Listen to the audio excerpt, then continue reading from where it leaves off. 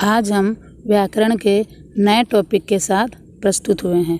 इस स्क्रीन में आप दो चित्र देख रहे हैं। पहला चित्र एक लड़की का है, दूसरा चित्र दो लड़कियों का है। पहले चित्र में हमने एक लड़की और दूसरे चित्र में दो लड़की का चित्र देख रहे हैं, इसलिए हमने लिखा पहले चित्र को लड़की और दूसरे चित्र को लड़कियां। यह जो लड़की और लड़कियां हमने क्यों लिखा, यह जानने के लिए हमें वचन का ज्ञान होना जरूरी है। तो आइए पढ़ते हैं वचन के विषय में।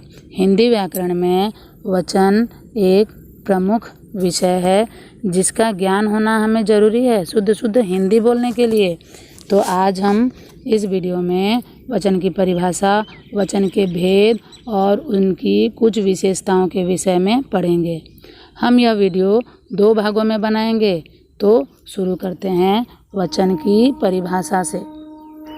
शब्द के जिस रूप से एक या एक से अधिक का बोध होता है उसे व्याकरण में वचन कहते हैं। दूसरे शब्दों में संज्ञा, सर्वनाम, विशेषण और क्रिया के जिस रूप से संख्या का बोध हो उसे वचन कहते हैं। अर्थात जिस रूप से किसी व्यक्ति, वस्तु के एक या एक से अधिक होने का पता चलता है उसे वचन कहते हैं। तो वचन की परिभाषा हुई संज्ञा या सर्वनाम, विशेषण और क्रिया के जिस रूप से संख्या का बोध हो उसे वचन कहते हैं। तो देखते हैं इसे कुछ उदाहरणों के साथ। फ्रिज में सब्जियां रखी हैं, तालाब में मछलियां तैर रही हैं, माली पौधे सींच रहा है, कछुआ खरगोश के पीछे है। इन चार वाक्यों में फ्रिज, तालाब, माली और कछुआ एक व्यक्ति या वस्तु को बता रहे हैं। वहीं पर सब्जियां, मछलियां, पौधे और खरगोश बहुत सारे या एक से अधिक वस्तुओं को बता रहे हैं। तो हम लोगों ने इन उदाहरणों को देखकर यह जाना कि जहाँ एक चीज़ का, एक वस्तु का या एक व्यक्ति का बोध हो वहाँ हम एक वचन का, और जहाँ एक से अधिक का बोध हो वहाँ हम बहुवचन का प्रयोग करते हैं। इस तरह हम लोगों ने जाना एक वचन और बहुवचन का प्रयोग किस तरह वाक्य में होता है। तो वचन का शाब्दिक अर्थ क्या है? संख्या वचन या वचन। संख्या वचन को हम संक्षेप में वचन कहते हैं।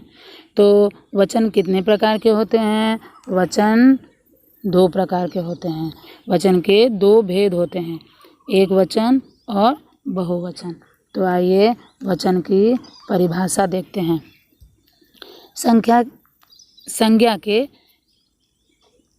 संज्ञा के जिस रूप से एक व्यक्ति या वस्तु का ज्ञान हो उसे एक वचन कहते हैं। जैसे स्त्री, घोड़ा, नदी, रुपया, लड़का, गाय, सिपाही, बच्चा, कपड़ा, माला, पुस्तक, टोपी, बंदर, मोर आदि। बहुवचन शब्द के जिस रूप से एक से अधिक व्यक्ति या वस्तु का ज्ञान हो उसे बहुवचन कहते हैं। जैसे स्त्रियां, घोड़े, नदियां, रुपये, लड़के, गायें, सिपाही, बच्चा, कपड़ा, मालाएं, पुस्तकें, बंधुएं, गुरुजन, रोटियां, लताएं, बेटे। इस तरह एक वचन और वह बहुवचन का प्रयोग हम करते हैं। तो आइए देखते हैं वचन के विषय में कुछ विशेष बातें। वचन का प्रयोग किस तरह एक वचन और बहुवचन में हम करते हैं। वचन की एक विशेषता है कि सदैव आदरणीय व्यक्तियों के लिए बहुवचन का प्रयोग किया जाता है। जैसे पापा जी कल मुंबई जाएंगे। यहाँ पापा जी तो एक व्यक्ति हैं, तो यहाँ जाएंगे क्यों कहा जा रहा है? क्योंकि पापा जी को हम आदर के साथ उनका उच्चारण कर रहे हैं। दूसरा विशेषता है संबंध दर्शाने वाली कुछ संज्ञाएं एक वचन और बहुवचन दोनों में समान रहती हैं। जैसे ताई, मामा, दादा, नाना, चाचा। मेरे मामा जी आए हैं, मेरे मामा जी आया है हम नहीं कहेंगे, ये भूल है। मेरे मामा जी आए हैं, इन्हें हम आदरणीय व्यक्ति हैं और ये संबंध को भी बता रहे हैं। 3 नंबर है द्रव्य सूचक संज्ञाएं एक वचन में प्रयोग होती है, जैसे पानी, तेल, दूध, घी, यह सब चीज़ हर समय एक वचन में ही व्यवहार होती है। आप अपने पुस्तक में जब पढ़ते होंगे तो पानी जहाँ प्रयोग आया है वहाँ आप देखेंगे किस तरह पानी का प्रयोग हो रहा है, एक वचन में हो रहा है या बहुवचन में। इस तरह आप वचन की व्यवहार के विषय में अच्छी तरह से जान जाएंगे। कुछ शब्द सदैव बहुवचन में प्रयोग किए जाते हैं, जैसे दाम, दर्शन, प्राण, आंसू।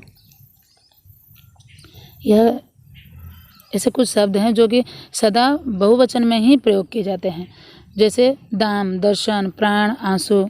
मेरे आंसू निकल आए, अब आंसू का 1 बूंद हो या 1000 बूंद हो, आंसू निकल आए। मेरे प्राण चले जाएंगे या उसके प्राण निकल गए, तो यह सदैव ही बहुवचन में प्रयोग किया जाता है। पुल्लिंग इकारात्मक, उकारात्मक और बड़ा उकारात्मक शब्द दोनों वचनों में समान रहते हैं, जैसे मुनि, 1 मुनि 10 मुनि, डाकू, 1 डाकू 10 डाकू, आदमी, 1 आदमी 10 आदमी आदि।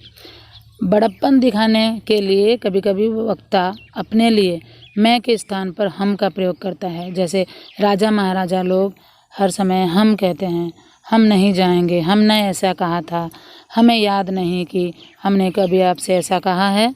तो ये लोग अपनी बड़प्पन दिखाने के लिए बहुवचन का प्रयोग करते हैं।